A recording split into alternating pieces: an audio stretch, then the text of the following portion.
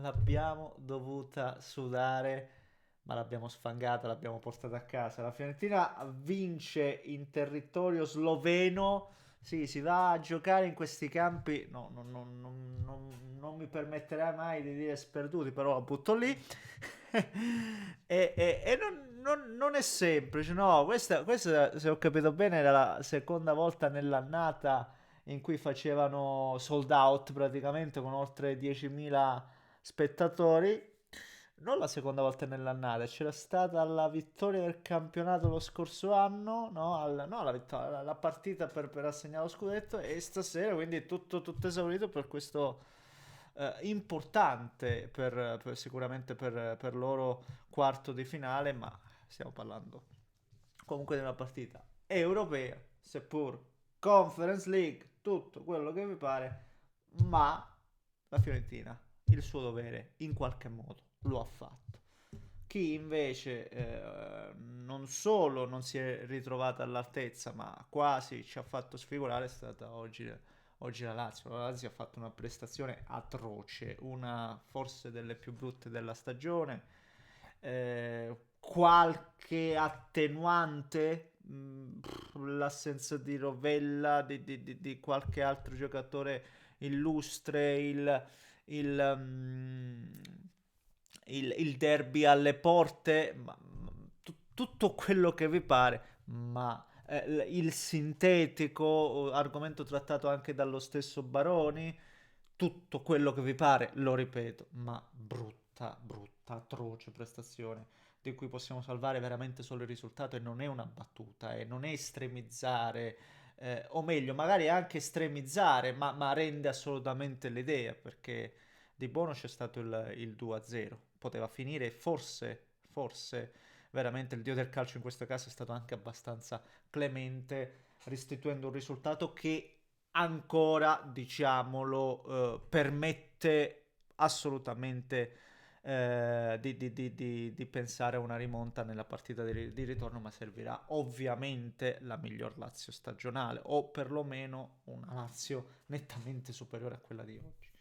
Ne parliamo, signori miei, e come se lo facciamo, prima come al solito vi invito a spolliciare verso l'alto per il nostro amico algoritmo che come al solito si nutre appunto di questi pollicioni per in qualche modo aiutare il contenuto, e fatelo anche se volete video anche del genere, magari qualcuno non se lo aspettava sulla Fiorentina o altro. A me piace, se è possibile, se a voi aggrada, se c'è il vostro supporto, perché no? A me piacerebbe parlare anche del pizzichettone, basta che si parla di calcio, io sono sempre contento. Quindi iscrivetevi e attivate la campanella per seguirli, magari perché continueremo a dibatterne. E grazie. Partendo dalla Fiorentina, visto che ci siamo, poi andiamo a retromarcia. Sulla Fiorentina che si presentava, non dico con, con la squadra B, perché comunque c'era De tra i pali, c'era lo stesso Ranieri che secondo me ha fatto un partitone, mi è piaciuto anche il gol stesso di Ranieri, ragazzi, è un po' abbastanza va a rimarcare quella che è stata la sua prova, è andata a lottare, a combattere, a vincere anche quei contrasti e poi con l'ausilio dello stesso portiere porta in vantaggio la sua squadra, no? Ha battagliato da capitano, ecco.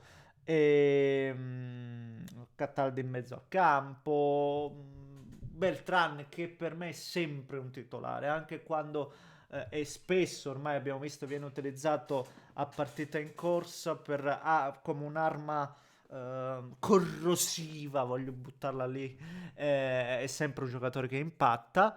eh, ma aveva tanti giocatori fuori, e quindi come dicevo prima non è semplice, non è semplice in questi campi, poi contro queste squadre che giustamente in casa propria si esaltano, perché per loro è un po' la finale di Champions League. Per il Chelsea giocare questo quarto di conference è lì, cioè la dobbiamo mettere su questo piano. Per la Fiorentina invece è quasi c'è l'obbligo, perché se la Fiorentina esce col Serie, diciamo, ma che hanno fatto? Ecco, quindi mettiamola dentro, buttiamola nel calderone, questa prospettiva, ovviamente che vi butto là.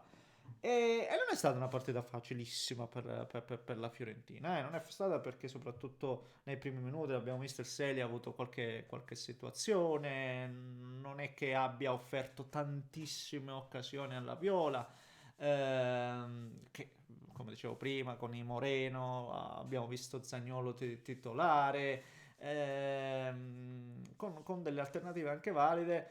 Ha avuto delle difficoltà, però comunque ha tenuto abbastanza bene il campo, e quando ha potuto ha fatto male, si è portato due volte avanti, poi con il solito immancabile Mandragora, che è il giocatore che a me piace tanto di questa squadra.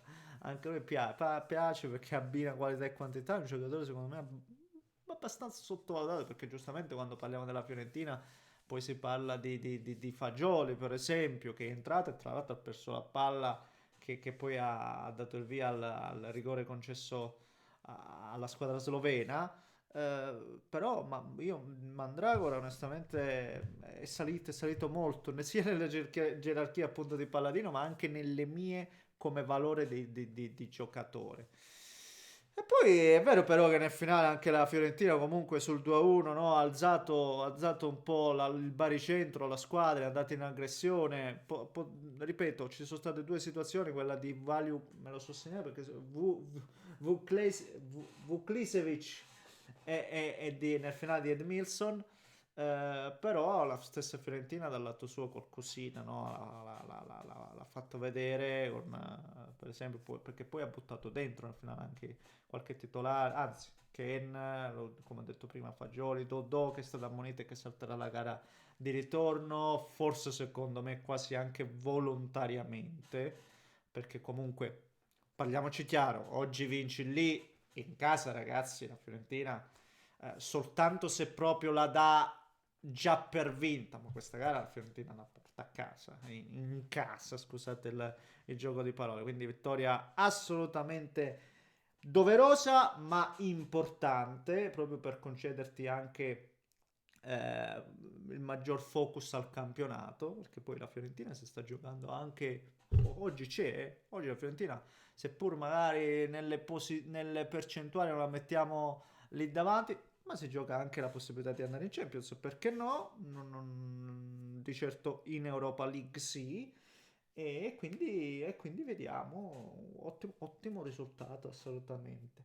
Non ha sbagliato neanche il Real Betis, che è la partita che affronteranno, non me ne voglio, ma io già la considero fatta, che affronteranno in semifinale. E lì un po' vedremo, lì si vedrà un po' il livello e se c'è la possibilità di andare in finale, onestamente.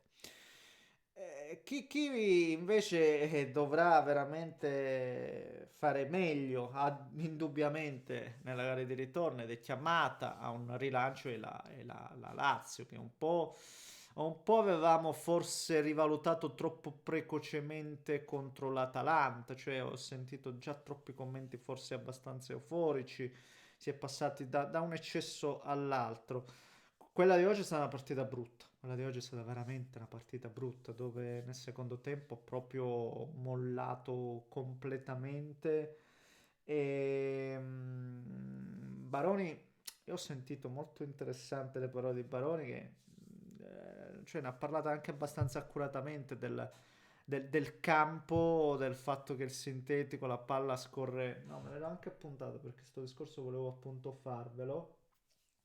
C'è una velocità diversa negli scambi stretti e brevi, dovuta appunto al sintetico. Ci ho fatto un campionato intero e quindi so praticamente quello che dico. Questo è il concetto. È vero, vero, abbiamo visto c'è una differenza assoluta, c'è stato nel palleggio, nel gioco, nella proposta tra le due compagini, e questo è stato abbastanza appurato, però onestamente ci sono perlomeno due livelli tra il Bodo e la Lazio, quindi proprio essere così surclassati, questo no, questo non può essere dovuto soltanto al sintetico, che diciamolo, la Roma due volte qui, due volte ci ha perso, 2-1 la seconda, 6-1 ce lo ricordiamo ancora, è come se ce lo ricordiamo, quella disfatta clamorosa. Però, ripeto, il fatto di non di non averla proprio giocata, di non aver creato praticamente nulla, se non un colpo di testa di Marusic, un tiro, non mi ricordo di chi nella ripresa, chi l'aveva fatto quella delle Bashiro forse, se non sbaglio, ma veramente pericoli zero e come ho detto prima, tra Oghe, Berg, come si chiama il ragazzo che ha fatto Salzen? Il ragazzo che ha fatto doppietta, ragazzi, incredibile. Saltness, incredibile, anche Blomberg se si è devorato qualcosa. Ribadisco, è andata troppo bene. Cioè, paradossalmente il 2-0 è l'unica cosa positiva della giornata perché questo 2-0 in casa, con magari il pubblico che ti spinge, appunto, campo diverso anche per loro. Anche le temperature, se le vogliamo buttare dentro, perché lì in Norvegia è un freddo che mamma mia, cioè, si vedeva, si gelava. Gelavo io da casa. Però, ragazzi, bisogna trovare anche i leader, quelli che l'hanno trascinata questa Lazio. E uno su tutti, per esempio, Guendouzi, che oggi c'era ed è stato forse, se non il peggiore, tra i peggiori. Quindi bisogna ritrovare proprio queste pedine. Poi speriamo che magari per il ritorno un giocatore come Castellanos lì davanti possa tornare non dico a pieno regime, ma dare una mano in maniera più considerevole. Poi rimetti magari Rovella in mezzo al campo che dall'avercelo a non avercelo cambia il mondo e quindi magari te la giochi. Però ripeto, serve non la Lazio di quest'ultimo trend, serve veramente la Lazio della prima parte di campionato. Se scende quella squadra lì, quella mi ha fatto vedere veramente tante belle cose e quella sono convintissimo che può ribaltarla. Ma la stiamo vedendo di rado ultimamente, quindi questo un po' mi allarma, ecco. Vediamo, ragazzi miei, vediamo. Certo è che, come dicevo prima, la Lazio nelle prossime due gare si gioca tanto di questa stagione che finora, per quanto mi riguarda, non la possiamo collocare come negativo. Io insisto e mi prenderò anche dei grossi rimproveri, non lo so, fate voi, ma tartassatemi.